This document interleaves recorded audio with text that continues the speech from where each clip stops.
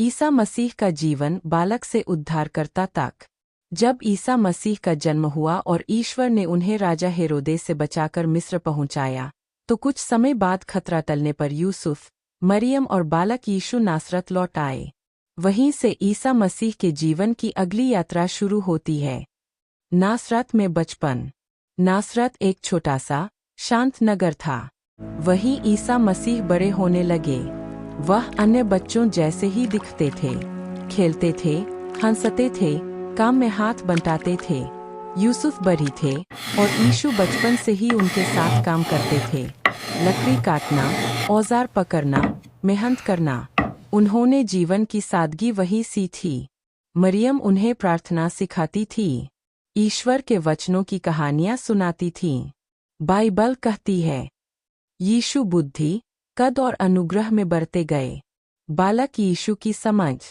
यीशु केवल शारीरिक रूप से ही नहीं, ज्ञान और आत्मिक समझ में भी आगे बढ़ रहे थे। 12 वर्ष की उम्र में एक बार वे अपने माता पिता के साथ यरूशलेम गए।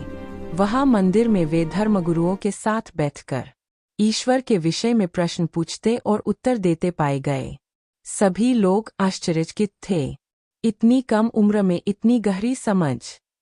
उस समय यीशु ने कहा, क्या तुम नहीं जानते कि मुझे अपने पिता के घर में होना चाहिए?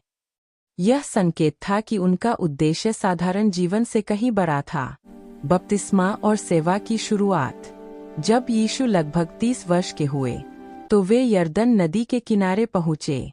वहाँ यूहन्ना बपतिस्मा देने वाला लोगों को पश्चाताप और नई जिंदगी का संदेश दे रहा था।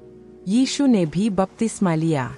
जैसे ही वे पानी से बाहर आए, आकाश खुल गया। पवित्र आत्मा कबूतर के रूप में उतरा और स्वर्ग से आवाज आई, यह मेरा प्रिय पुत्र है, जिससे मैं हूँ। यहीं से ईसा मसीह की सार्वजनिक सेवा शुरू हुई। प्रेम और सत्य का संदेश। यीशु नगर-नगर, गांव-गांव घूमने लगे।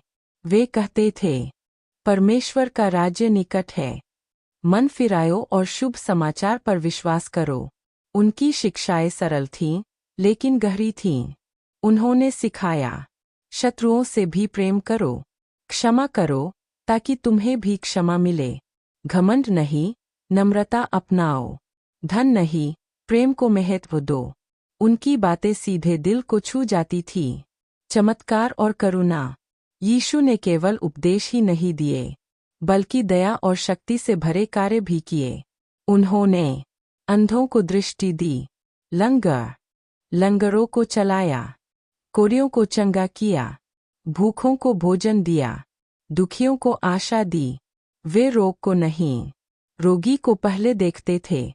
लोग कहते, यह व्यक्ति केवल बोलता नहीं, यह प्रेम को जीता है। पापियों और टूटे लोगों के मित्र। समाज जिन लोगों को ठुकरा देता था, कर वसूलने वाले, पापी, गरीब, विधवाएं, यीशु उनके साथ बैठते थे, खाते थे। लोगों ने उन्हें ताना दिया, यह तो पापियों का मित्र है। लेकिन यीशु ने कहा, स्वस्थ लोगों को नहीं, रोगियों को वैद्य की आवश्यकता होती है। उनके लिए हर व्यक्ति मूल्यवान था। दृष्टांतों की भाषा। यीशु गूढ़ बातें कहानियों, दृष्टांतों में समझाते थे।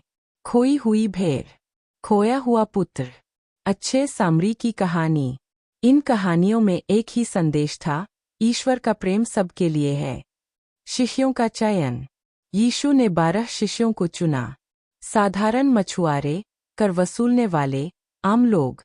उन्होंने कहा, मेरे पीछे आओ, मैं तुम्हें मनुष्यों का मछुआरा बनाऊंगा। वे उनके साथ चले, सीखे, देखे और बदले। कहानी का सार। यीशु मसीह प्रेम से भरे हुए थे, सत्य के लिए खड़े रहे, अन्याय के विरुद्ध बोले और अंत तक ईश्वर की इच्छा पर चले।